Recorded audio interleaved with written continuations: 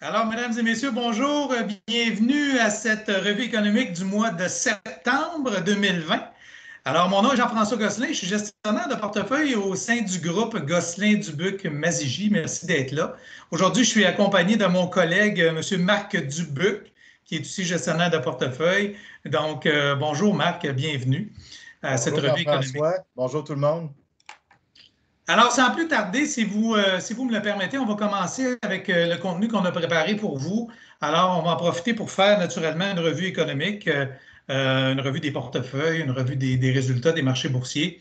On va ensuite discuter d'opportunités qui se dessinent devant nous. Donc, ça va être un bloc très intéressant. Je pense que vous allez aimer. Et aussi, on va parler du positionnement stratégique des portefeuilles. Alors, sans plus tarder, on regarde les événements qu'on surveille actuellement, les éléments qui sont importants pour nous, qu'on a sur notre radar. Alors, naturellement, on a constaté, oui, tout un rebond, marque des marchés boursiers depuis les derniers mois. L'économie a été fermée pendant un certain temps. Les gouvernements ont imprimé de l'argent pour stimuler l'économie, pour soutenir la population qui était en confinement.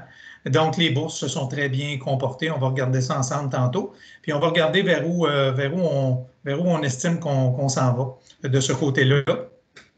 On regarde aussi beaucoup COVID, la COVID-19, les impacts aussi d'une deuxième vague. Donc, ça, c'est quand même majeur. On voit qu'il y a des pays qui ont recommencé le confinement. On va en parler un petit peu avec Marc dans quelques minutes. On suit tout ce qui se passe au niveau des élections américaines. Donc, les prochains mois vont être intéressants à regarder les débats entre M. Trump et Joe Biden. On va voir vers où va aller aussi, en lien avec ces élections-là, les relations entre la Chine et les États-Unis. Et naturellement, on regarde l'inflation. Quand on imprime de l'argent comme les gouvernements l'ont fait au cours des derniers mois, naturellement, ça met des liquidités dans l'économie. Le but est de stimuler l'économie, de garder les taux bas et éventuellement, ça peut créer des problèmes d'inflation. On n'en a pas actuellement, mais on a ça également à l'œil.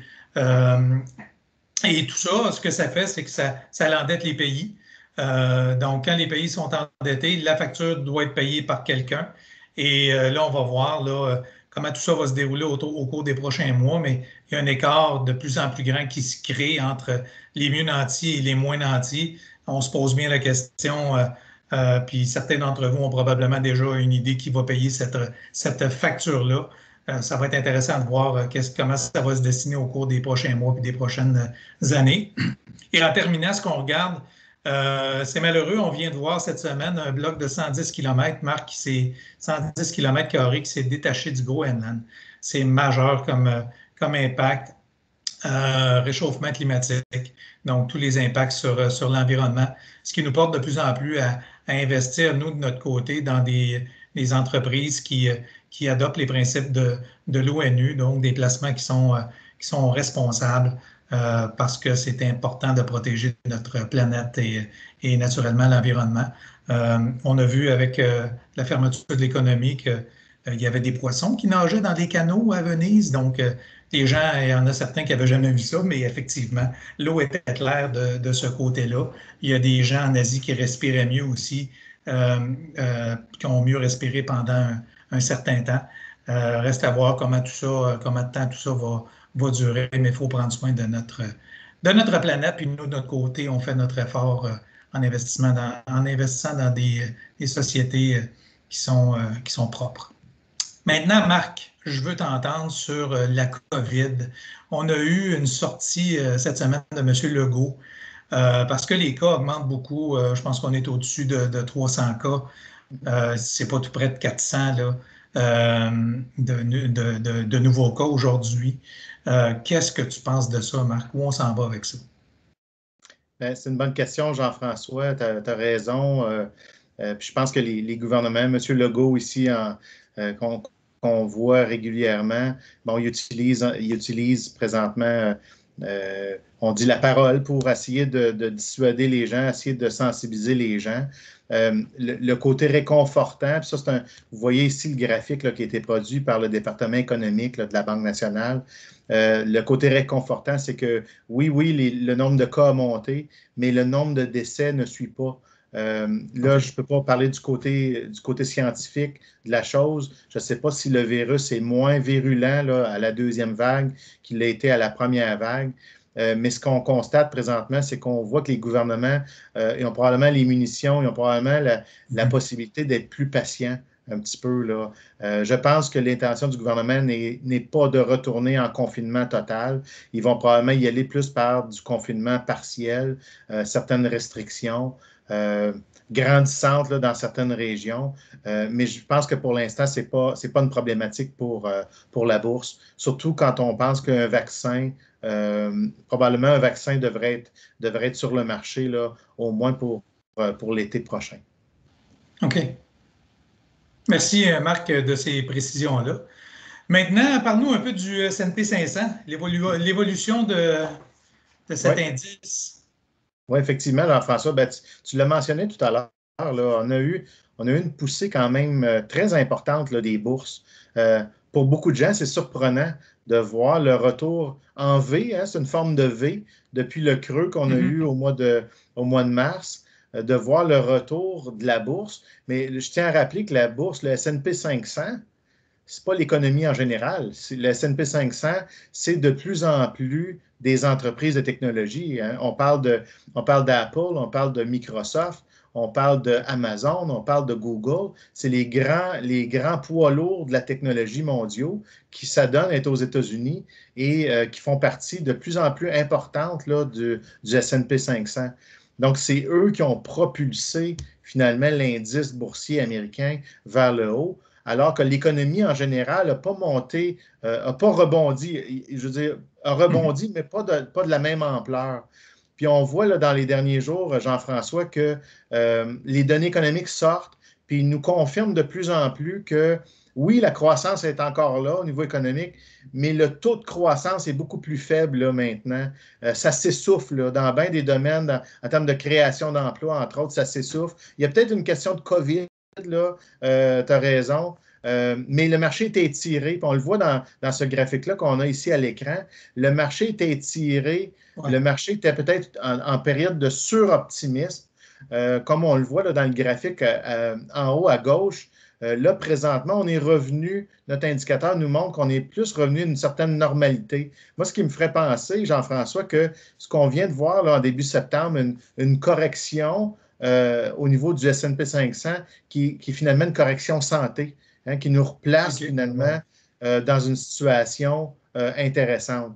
Puis je sais que tu vas me dire, Marc, comment ça se fait que quand on arrive en période de suroptimisme ou quand on arrive en période où on voit que le marché est suracheté, pourquoi on ne vend pas? Pourquoi on ne sort pas des marchés à ce moment-là?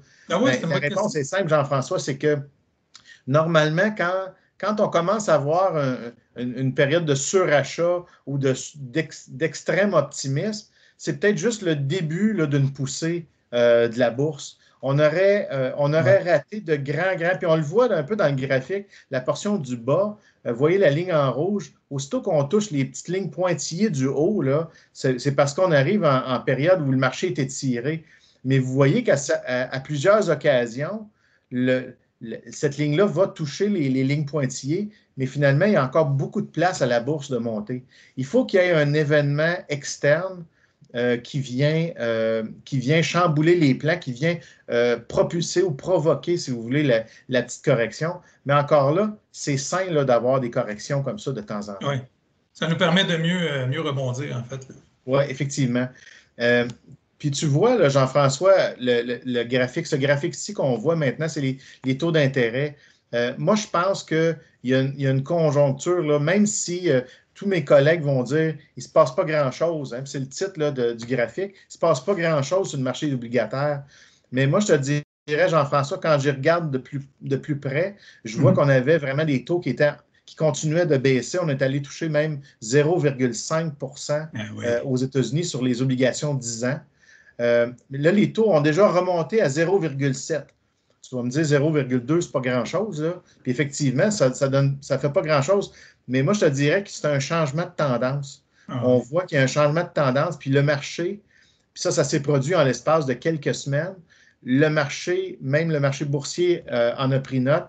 Puis je pense que c'est un des effets déclencheurs de la petite correction qu'on a au mois de septembre, qui est encore là. C'est tout à fait sain, là. C'est bon là, que ces ajustements-là se font. Ouais. Puis d'une manière ou d'une autre, tu sais, on voit ça. On se dit qu'il faut qu'on mette notre argent quelque part quand même, là, tu sais, avec des taux Effectivement. comme ça. Puis Jean-François, quand on relativise là, par rapport à 2008, par rapport à 2009, puis on le voit sur ce graphique-là ici, on voit la ligne en bleu foncé, c'est la trajectoire de la bourse. Donc, la correction qu'on a eue en 2008 et le rebond qu'on a eu là, à partir de 2009, à partir d'à peu près du mois de mars là, de 2009, on Ouais. voit le rebond à peu près de la même ampleur parce qu'on voit la ligne en rouge, c'est la période actuelle de la COVID. Donc, la correction de la Mhm. COVID, qui était beaucoup plus abrupte hein, qu'en 2008, mais on voit le rebond qui est à peu près des mêmes Ouais. proportions. Des Ouais. mêmes proportions. Puis ce qui est réconfortant, oui, la dernière fois, là, vous voyez la ligne en bleu, il y a eu plusieurs petites corrections au fil du temps là, dans cette trajectoire-là. Mais je pense qu'on est encore dans une situation où l'économie a encore beaucoup de place à prendre d'expansion, puis on risque de voir une tendance comme ça. Je ne dis pas exactement que ça va être la même tendance jusqu'en 2010, mais je pense qu'on a encore beaucoup de place. L'économie a encore beaucoup de place à prendre l'expansion. Puis je pense que ça vaut la peine de rester investi. Il ne faut pas aller se placer sur les lignes de côté à ce point-ci, là, Jean-François. Non, c'est ça. Et justement, en parlant de ça, euh, moi, je pense qu'il est important aussi, Marc, c'est de se positionner correctement avec les bons produits au bon moment. C'est important d'actualiser les Oui, portefeuilles selon le contexte, puis pas nécessairement conserver ce qui a fait le travail les 5 ou les 10 dernières années, là. À un certain moment donné, le jeu change, la couleur change, puis il faut poser des gestes.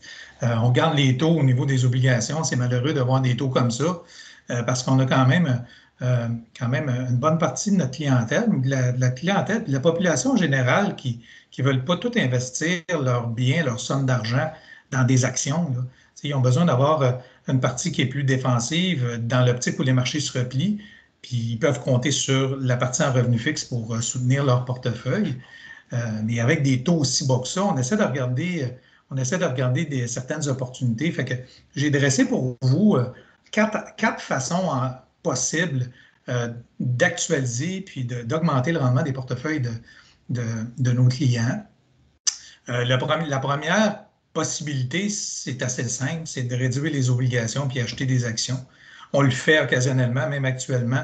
Marc va nous en parler tantôt. On est surpondéré en type de croissance, mais on ne peut pas utiliser les actions pour tout mettre là, dans l'espoir qu'on va aller chercher un meilleur, euh, un meilleur rendement parce que on a de la clientèle qui ne sera pas capable de tolérer le repli qui est rattaché avec une action. Tu sais, les placements ne font pas juste monter parfois, comme on l'a vu là récemment, les marchés se replient. Donc, oui, c'est une possibilité. Investir dans des actions, dans des titres qui ont été négligés dans les derniers mois pour profiter d'un rebond. Il y a d'autres façons aussi d'améliorer ça. C'est en travaillant, par exemple, avec les écarts de crédit sur les titres obligataires. Donc, par exemple, il y a des obligations gouvernementales qui existent, provinciales et municipales. Et tout dépendamment de la qualité de crédit, bien, chacun de ces titres-là va offrir un rendement qui est différent. Donc, généralement, plus le titre offre une garantie élevée, moins le rendement va être, euh, va être important. Fait que nous, de notre côté, ce qu'on cherche à faire, c'est de bonifier le rendement des obligations en investissant une partie des portefeuilles dans des obligations corporatives qui sont quand même de très grande qualité, mais où on va aller chercher une espèce de kicker, que je dis, excusez le terme, mais une espèce de rendement plus important sur cette partie-là d'investissement. Et on peut travailler, entre autres, avec des actions privilégiées. Puis ça, ce que je te dirais, Marc, c'est vraiment on a fait un beau coup de circuit avec ça. Quand on a décidé d'acheter des actions privilégiées au début du mois de juillet, on fait un peu plus de, je pense, c'est 12,3 là, de rendement avec les actions privilégiées qu'on a insérées en portefeuille depuis qu'on les a acquises au mois de juillet cette année. Donc, c'est une façon de bonifier le rendement de nos portefeuilles. On peut travailler aussi avec des placements alternatifs qu'on a déjà dans nos portefeuilles d'investissement. On en a de toutes sortes. On a du marché neutre de crédit, entre autres. On a des actifs réels, que ce soit de l'immobilier, de l'infrastructure. Il y en a qui vont investir dans l'or. On peut travailler avec des placements privés aussi, qu'on appelle en anglais du private equity. On n'est pas rendu à investir dans cette section-là pour l'instant. On est plutôt en train de rechercher ce qui est le mieux pour nos clients, mais on n'a pas de décision finale là-dessus. Puis, les notes structurées et les autres types de placements alternatifs liquides dont on va parler dans quelques secondes. Et en terminant pour cette page-là, Marc, il y a l'effet de levier. J'ai des clients, moi, qui me disent, Jean-François, je vais prendre un gros montant de marge de crédit que j'ai sur ma propriété, puis je vais l'investir dans les marchés financiers pour bonifier le rendement. Moi, ce que j'ai à dire de ce côté-là, c'est qu'il faut faire attention. L'effet de levier, ça peut être intéressant parce que les taux de marge de crédit sont très bas et les rendements boursiers sont quand même, pour l'instant, assez élevés. Mais étant donné que ce n'est pas linéaire, les marchés boursiers, bien, quand la bourse se replie, la dette demeure là. Donc là, c'est là que les gens deviennent un peu plus inquiets. Ils ont tendance à liquider leur portefeuille à perte pour limiter les choses. C'est pour ça qu'il faut consulter correctement faut consulter ses conseillers avant de faire des effets de levier comme ça. Souvent, on va accepter, un client va dire ben, à 5-10 de la valeur de mon actif net, je me dirige vers ça, mais il faut vraiment y aller de façon très défensive là-dessus. Maintenant, Marc, on va parler des opportunités, une super belle opportunité qui se dessine devant nous. Je pense que les gens vont beaucoup apprécier ce qu'on va leur expliquer dans quelques secondes, malgré que c'est assez technique. Mais pour le petit café du samedi matin, ça peut faire. Vous avez probablement déjà entendu parler des notes structurées. Il y en a différentes sources, il y a différentes sortes. Il y a, entre autres, des placements qu'on appelle des placements garantis liés au marché. Il y en a qui ont probablement entendu parler de ça sous l'acronyme PGLM. Ce sont des placements qui sont vendus par les grandes institutions financières et qui souvent s'adressent à un type de clientèle qui est peu expérimenté sur les marchés boursiers, puis qui a une certaine quantité d'actifs, mais pas si importante, puis il veut assurer la sécurité et la protection de son capital. Il y a différentes opportunités qui existent de ce côté-là. Marc, j'aimerais que tu nous parles de ça, du placement qu'on envisage, le type d'investissement qu'on a exploré qui semble drôlement intéressant. Ben, oui, Jean-François, effectivement, je pense que tu connais mon point de vue. Je ne suis pas friand, vraiment pas friand de ce qu'on appelle des notes structurées à capital garanti. Je trouve que c'est quelque chose qui peut paraître très bien, mais qui a beaucoup plus de désavantages que d'avantages. Ouais. En fait, c'est un type de placement où on est pris, on n'a pas de liquidité sur notre produit. C'est du revenu d'intérêt à 100%. Et puis comme on achète de l'assurance, ben, le rendement qui reste en bout de ligne là, est très, très faible. Là. Ouais. On parle en moyenne de rendement d'à peu près 3% par année. Moi, je trouve que c'est vraiment pas intéressant. Il faut vraiment aller du côté des notes, ce qu'on appelle à protection variable. Là, qui dit protection variable, il faut dire attention, il faut voir là, dans quel contexte de marché on l'achète, puis comment on le positionne. Comme tu disais, Jean-François, nous, c'est dans une optique de diversification d'un portefeuille. C'est pas pour aller mettre 20-30% des actifs d'un client. On a trouvé, Jean-François, un produit qui, en fait, nous donnerait l'occasion d'avoir une multitude de notes en même temps, donc d'acheter un panier de différentes notes, donc sur différents marchés, à différentes dates, donc avec différentes échéances, avec différentes caractéristiques aussi. Donc, ça nous amène une belle diversification. Puis c'est dans le type de protection variable que moi, je trouve qu'elle est plus défensive. Donc, c'est une protection variable qui offre un coupon d'intérêt. Donc, tant que le marché n'a pas baissé, par exemple, de 40% ou de 30%, bien, on reçoit notre coupon périodiquement. Ouais. Puis là où ça devient fort intéressant dans le produit qu'on a découvert, c'est que en même temps, il est sous une structure qu'on appelle de corporation. Donc, les coupons qu'on reçoit de façon régulière, en fait, sont traités comme du retour de capital, comme du gain à capital. Donc, de cette façon-là, ça nous donne un produit qui est pleinement diversifié, un produit qui est pleinement liquide, donc liquide de façon liquidité quotidienne, et en même temps qui nous donne un retour qui est fiscalement intéressant. Donc, c'est ça qu'on recherche pour vous, là, pour l'ensemble de notre clientèle. On recherche des produits qui vont vraiment amener une valeur ajoutée. Puis là, à ce moment-là, on vient placer ça dans la section qu'on appelle alternatif. Puis là, notre but, c'est d'avoir justement un rendement de 5-6 % par année de rendement avec une grande stabilité. Donc, c'est ça qui va venir bien diversifier le portefeuille. Donc, à ce moment-là, si on en a un 3, un 4, un 5 % de notre portefeuille, bien à ce moment-là, ça vient vraiment contribuer là, à une stabilité. Puis, franchement, c'est des rendements pas mal plus intéressants que les obligations, Jean-François. C'est sûr, c'est sûr. Ça donne un bon revenu. Les clients ont besoin d'avoir du cash flow, du revenu. Fait que je pense que, on le disait à nos clients qu'on a gagné, nous, avec notre arrivée ici à la financière, on a gagné beaucoup en agilité, puis on est capable de voir beaucoup plus loin, puis avoir accès à beaucoup plus d'outils. Mais on n'est pas marié avec ces outils-là non plus. C'est ça qui est intéressant, qu'on peut les déplacer si à un certain moment donné, ils ont atteint leur maturité. En lien avec ces belles performances-là, Marc, encore une fois, on va regarder notre positionnement stratégique comme on l'a fait au mois de juillet dernier là, avec la capsule qu'on a réalisée. Donc, ce que nos clients ont devant les yeux, c'est un portefeuille équilibré. Marc, on a un beau bulletin, encore une fois, au mois d'août. On avait un beau bulletin au mois de juillet, mais au mois d'août, c'est encore plus intéressant. Je veux t'entendre là-dessus. C'est le temps de se lancer des fleurs, Marc. Effectivement, je pense que c'est le fun là, de voir que, en fait, les étoiles sont bien alignées là, pour notre stratégie, Jean-François. On a une stratégie qui vise à être légèrement plus exposée aux actions qu'aux obligations et à l'encaisse. Mais vous voyez que c'est quand même assez léger comme déviation. Là. On veut pas, comme on dit, on veut pas bêter la maison d'une certaine façon. On veut vraiment y aller de façon très prudente. Donc, on parle d'une déviation de plus 6 % du côté des actions internationales.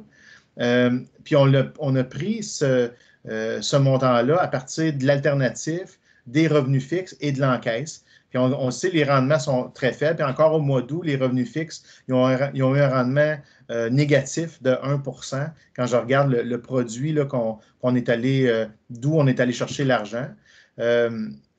Au niveau de l'alternatif, c'était un rendement positif, mais aux alentours de 0,5, tandis que les actions internationales ont fait un rendement de plus que de 5 %.